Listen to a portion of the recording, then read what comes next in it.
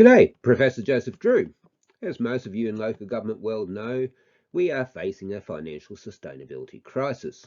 A lot of councils are already in crisis, particularly in New South Wales, but right across the country.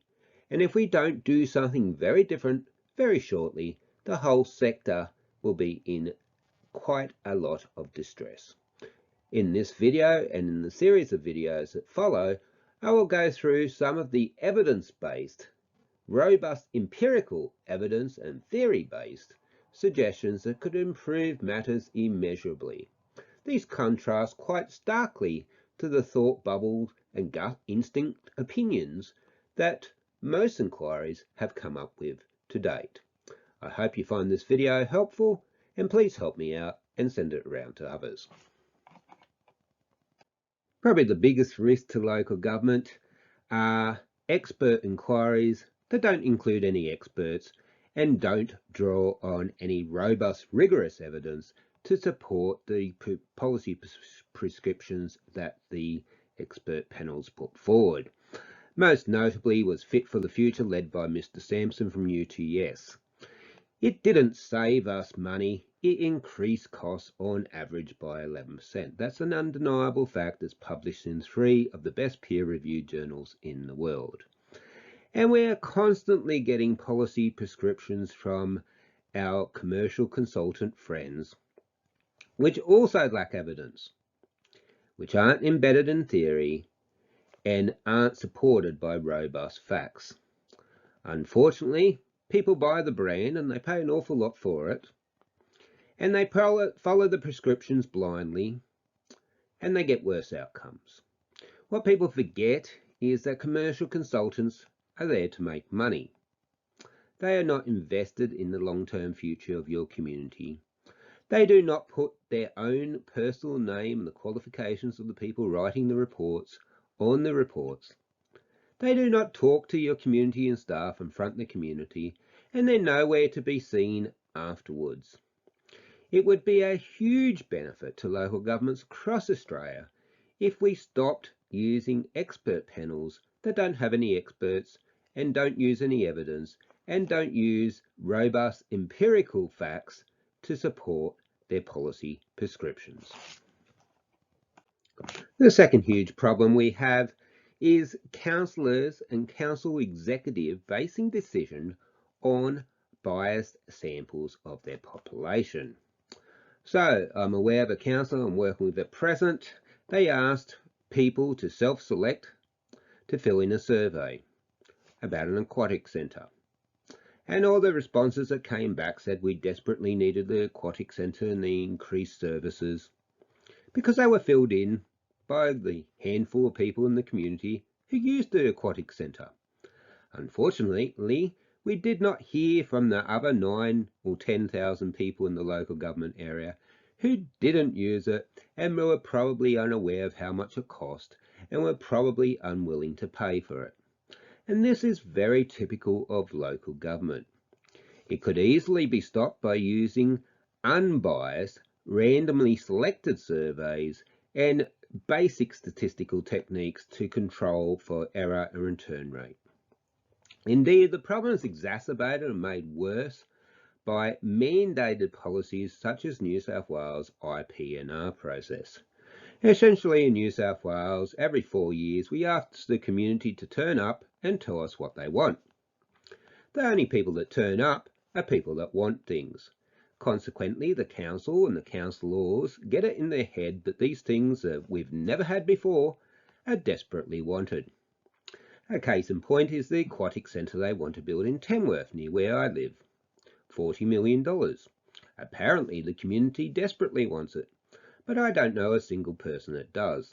I imagine there's a handful of people who go to the pool who do want it. However, there's 60,000 people in Tamworth, and if we want to know what the population of ratepayers are really prepared to pay, we need to do a random survey. In that survey, we need to say the full whole of life cost of the pool and get the people to indicate whether they are indeed prepared to pay that cost to increase fees or rates immediately as soon as the thing is built. If we're not doing a random survey like that and asking people to put their money where their mouth is, we will only hear from the people who want the aquatic centre, the handful of people that want it. We will not hear from the other 60,000 people who have to pay for it, and we will make very poor decisions that will ultimately prove to be very unpopular. We have a massive education gap with our communities, with our councillors, and with some of our senior staff. Academics don't know everything. I'm the first one to admit it. I've never worked in a council. I've worked in senior executive positions in the banking industry. I don't have some of the inside knowledge, and I don't have some of the experience. But the huge body of academic theory and the huge body of scholarly evidence is important. And mostly in Australian local government, it is entirely missing in action. All of that evidence, robust, blind, peer-reviewed facts, things you actually know are a fact, rather than someone's just opinion or thought bubble, is being neglected and ignored when we're making really big policy decisions and even in the day-to-day operation of a local government. That's why I started this YouTube channel. Sadly, few people watch it, and this is one of the problems. If you don't force people to get an education in these important things, they won't do so. Most people won't voluntarily learn. But if we don't learn, we will just keep doing the same things we've always been doing, and we will continue the course that we're on, which is a course to multiple local government crises and failures. Indeed, as I often tell people, SRV, special rate variations or special variations in Victoria and New South Wales, and any time you're putting up rates, is an awesome opportunity to talk to your community and explain the facts of life to them. That the rate revenue is only about a third of our revenue, depending on where your council's located. The importance of grants, the importance of a grants program that was actually robust and reliable and reflective of the legislation that we have in Australia, which it isn't. The importance of horizontal fiscal equalisation, and the importance of our generation paying for what we are consuming so we don't leave our children and our grandchildren with millions and millions of dollars of debt for stuff we've already consumed, fully consumed. That is morally wrong, and that is what we are doing. It's what we are doing as a nation too. But we can't do much about the nation. We can do something about our local governments. So I should have said on the importance of education, I've long championed the need for a MBA in local government course. I'm hoping to start one at the University of Newcastle where I am. Sadly, the UTS used to have an MLG program. It wasn't very robust or rigorous, let's face it, and people who have done it will tell you so. Some subjects were, some weren't, and it wasn't heavily enrolled. We need to pick up those enrolments. Certainly when I was in the banking industry, that was a minimum requirement for a senior management or executive position was an MBA. An MBA in local government would go a long way to educating our staff, our councillors and our community.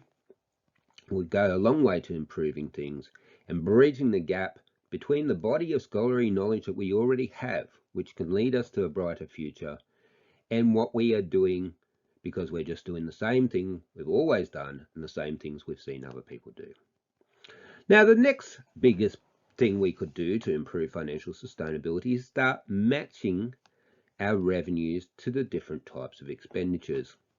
Most local governments do not do this. Most local governments do not charge fees that fully cover the costs of private consumption, goods and services, do not articulate when there is a subsidy and the meritorious nature of the good or service that warrants the subsidy. Most local governments apply the grants as an effective subsidy on a wide basket of goods and services. And for all these reasons, we do not send clear and strong price signals. People will value your local government good or service at the price they pay for it. If you are discounting the prices by subsidising them from the grant pool or subsidising private goods and services that are consumed from the total local government tax pool, well then you're effectively putting those goods and services on sale, which encourages people to value them at less than what they're worth, which encourages suboptimal consumption, and it also encourages a lot of whinging. I've done videos on this, on the importance of price signals, and on the danger of fiscal illusion, and that's what you get if you don't match these things together. Now, I covered these topics in a lot of detail in the second half of my book, Saving Local Government, which I wrote for local government executives and councillors, and I heartily recommend you get a copy of it and read it, and no, I do not get a commission for selling these books. The last of the major risks that I'll go through in this video, and there is a very lengthy list of simple things that could be fixed to improve sustainability, is the risk to a local government's greatest asset. Your greatest asset is not your money, your roads, or your buildings. It is your staff. And we're constantly being told that there's a shortage of skilled staff for senior management roles in particular. Now, we have the shortage of skilled staff because we are not growing our own staff to replace the current crop. And anything we do, such as amalgamations to mitigate that problem, a short-term, one-off sugar hits. The only way to fix this problem is to have succession planning like you have in most industries, like I had in the bank, like I have in the university. You need to be, for each senior position and each position where the skill base is scarce, you need to be identifying the person who you are grooming and mentoring and giving opportunities to act in that position and opportunities to get additional courses and learning to ultimately take over that job. Particularly for rural councils, the best bet is to grow your own. If you import people from Sydney, they won't have the roots in the community, they won't take the same sort of pride in the work, and when things get tough, they'll go back to Sydney. So, especially for rural councils, you need to have a succession plan in place, you need to have a retention plan in place. And if you don't have those things in place, like most rural local governments don't, you have a huge risk to your sustainability, because at the end of the day, if you don't have staff, you don't have a council. Look, I hope you found this video very helpful. If you know how to send it to the minister in any of the states or the federal government, please do so, because these are obvious things that we need to fix, and yet we keep making the same mistake, getting the clowns from the commercial consulting firms in who are really only there to make money, and we keep making a bad situation far, far worse. We could do a lot better. So help me out, send this video around to other people, give me the thumbs up, and don't forget to subscribe. Thank you very much for your time. Goodbye.